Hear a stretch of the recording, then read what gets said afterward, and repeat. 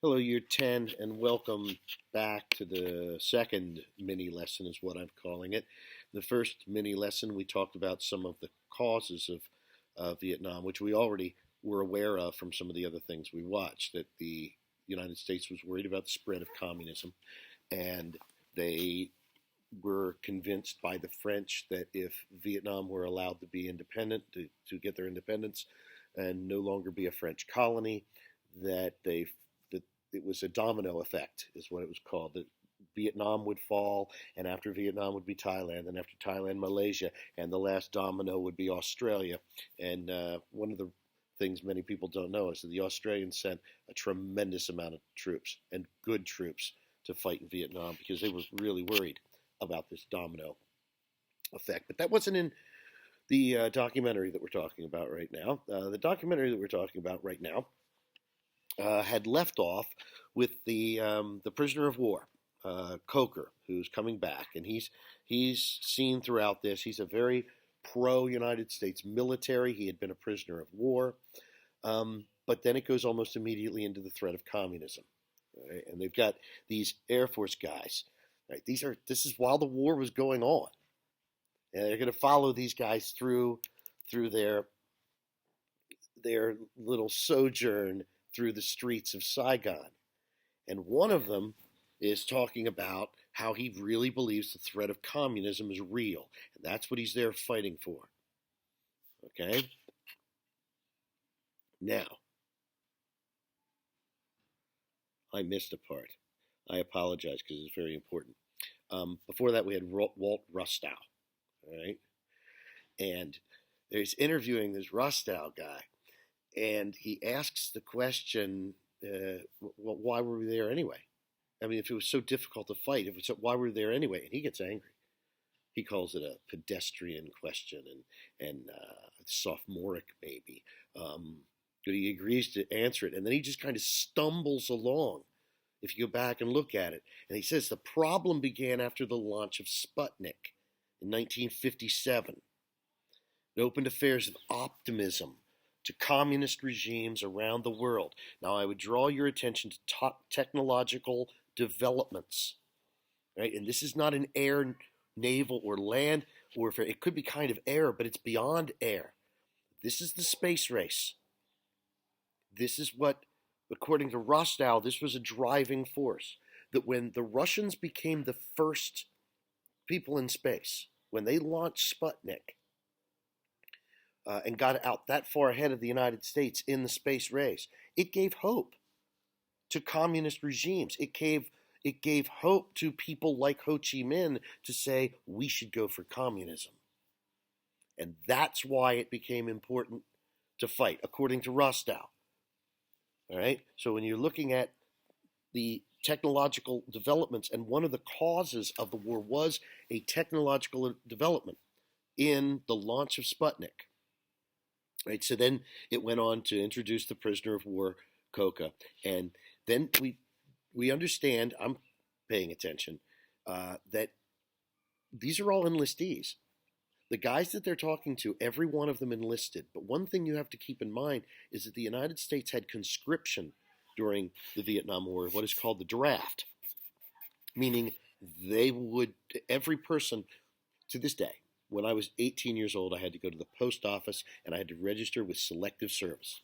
The register with Selective Service, it effectively means that whenever they, I didn't think I was recording, whenever they decide that I need to go off to war, they could call me up and say, you're in the military now. You're going to basic training and you're going to go fight. They did that in Vietnam. But all of the men that they're talking to here enlisted. So we don't have any draftees here. But that's important to keep in mind.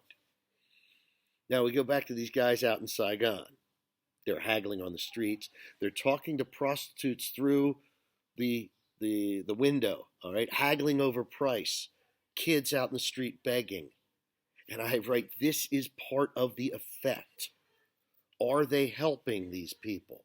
I point over to the practices of the war and the effects of the war. All right? And I would be looking at the effects of the war down at the bottom, the economic social and demographic impact, the economic and social impact of this war was the United States was pretty much the only money to be had. You look at these soldiers, the way that they're behaving themselves out in the streets of Saigon. They're supposed to be fighting a war, yet here they are, the colonizers. They're the ones who are away from home. They're the invaders, and look at the way they're behaving. And look at the changes in the role and status of women. What is being said about the status of women in this situation? Because we're going to get, those of you who were patient enough to watch all the way through, notice that it gets a little bit risque in the second half. We'll move on, all right? I have someone making the statement, we thought we were defeating communism. This was the underpinning of an imperialism policy. Okay, so it doesn't matter who said it. It was true. So we were taught that we have to defeat communism. In America, that's what we were taught. Communism. Communism is the enemy. We must defeat communism. Communism is the enemy. But it was the underpinning of an imperial policy, keeping colonies. Hopefully that makes sense. Because that's what this war was. Because when we talk about the types of war that it was, you say, well, it was a civil war, yes, and it was a guerrilla war, but it was only a civil war and a guerrilla war to the Vietnamese. The Americans refused to admit that. The Americans insisted on, no, this is a war against communism. They had no idea what the goal was. So victory for them, I would argue, was never going to be possible because they didn't even know what kind of war they were fighting. All of the American soldiers are there saying, we're fighting communism. We're fighting communism. And when you go out and you look at what's happening in Vietnam, like, this isn't about communism. This is about our civil war. This is about our independence. We want you out of here. So Westmoreland, who's the commanding general in Vietnam, shared a story about when he talked to General MacArthur, that this new assignment is filled with opportunities, fraught with hazards. I don't know how important that was, but jets is what I have. Hopefully you looked and took a look at the technological advancements of what they said they could do with dropping bombs and dropping napalm. And he made mention of, maybe that's coming up a little bit later. No, he said, I hit the commit switch and the computer would drop the bombs for them. He said, he said he had technical expertise. And then they blew up a whole bunch of stuff. The images there of, and this is where I get to napalm. And I think I'm going to finish with napalm in this lesson, about 8 minutes.